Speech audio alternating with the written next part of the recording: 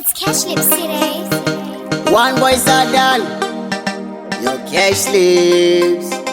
Boss Bingo. Bingo Production. Mwari magandipa chipondo tenda magaplesa. Chikumbiro changu daima ndisimbisa. Nikuti vakawanda vari kundipikisa.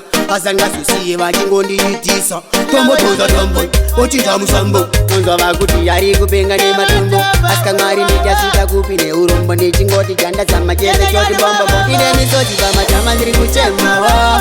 Ai mwari wangu mandipurira to. Unoenda vamwe ndikuendawo. Chinoitwa nevamwe ndikuendawo. Ndine misoti pamatama ndiri kuchemawo. Ai mwari wangu mandipurira to. Unoenda vamwe ndikuendawo. Chinoitwa nevamwe ndikuendawo. Ndingakaita sei inongosambazikira mbakuda. Ndavakurira vanota ndisikuda. Andisikuda araiden andidikuvaombera vachikundikanyira. Ndikavakumbira vofamba vachitaura. Ayekuyavura ende atambura. Ishe wangu azindifadze ndine misodzi pamatama ndiri kuchemawo. Ai mwari wangu mandipurira to. Unoenda vamwe ndikuendawo. Chinoitwa nevamwe ndikuendawo. Ndine misodzi pamatama ndiri kuchemawo. Ai mwari wangu mandipurira to. Ai mwari wangu mandipurira to. Alright then, watch me now so.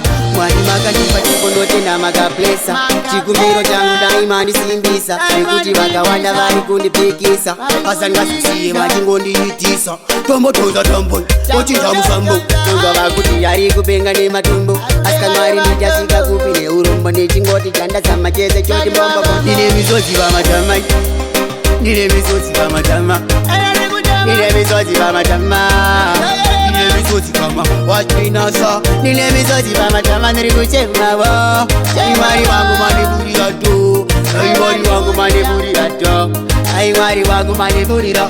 Ndine misodzi pamatama ndiri kuchemawo. Ai mwari wangu mandipurira to.